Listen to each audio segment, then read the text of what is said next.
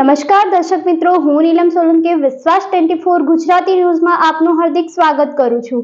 હવે નિહાળો આજના મુખ્ય સમાચાર। રાજકોટ જિલ્લાના ઉપલેટા શહેરમાં ફરી ભાજપના વિકાસને લઈ ઉઠ્યા સવાલ। શહેરમાં અનેક જગ્યાએ ખુલ્લા બુગદા અને ખુલ્લી ગટરો પાસે કોંગ્રેસ કાર્યકરો દ્વારા વિકાસ ભાજપનો લખાણ કરી અનોખો વિરોધ નોંધાવ્યો। ઉપલેટા નગરપાલિકા અને તંત્ર ઉપર પ્રી મોન્સૂન કામગીરીને લઈને પણ ઉઠ્યા સવાલો। ચોમાસાની ઋતુમાં અનેક વિસ્તારોમાં ખુલ્લા બુગદા, ખુલ્લી ગટરો અને પાણી ભરાવાને લઈ અનેક પ્રશ્નો યથાવત। રહેણાંક મકાનો નજીક જ ખુલ્લા બુગદા હોય, જ્યાંથી આવતા જતા એક વ્યક્તિ બુગદામાં ખાબકતા થયો ઈજાગ્રસ્ત। આવી નગરપાલિકાની અનેક બેદરકારીને લઈ કોંગ્રેસ દ્વારા કરાયા આક્ષેપ।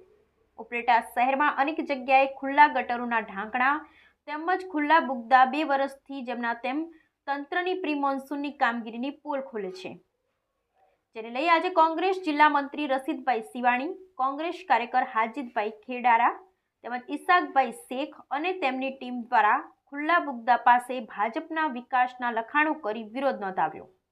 Bureau report Arsibhai Ahir, Upleta. હું રશીદભાઈ સિવાણી, કોંગ્રેસ જિલ્લા મંત્રી।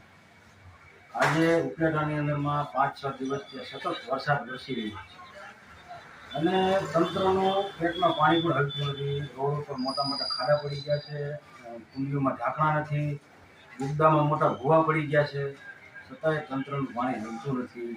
મને એવું લાગે છે કે આ નગરપાલિકા ઉપલેટામાં પરિસ્થિતિ અંધેર નગરી અને ગંદુ રાજા જેવી પરિસ્થિતિ થઈ ગઈ લાગે છે।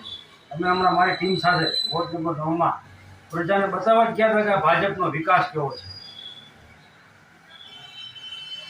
બીજું તમારે શું કહેવાનું થાય છે? બીજું કે ઉપલેટા નગરપાલિકાને દર ચોમાસામાં 1 મહિના પહેલા મોન્સૂન કામગીરી કરવાની થાય છે। આ વખતે મોન્સૂન કામગીરી કરવામાં આવી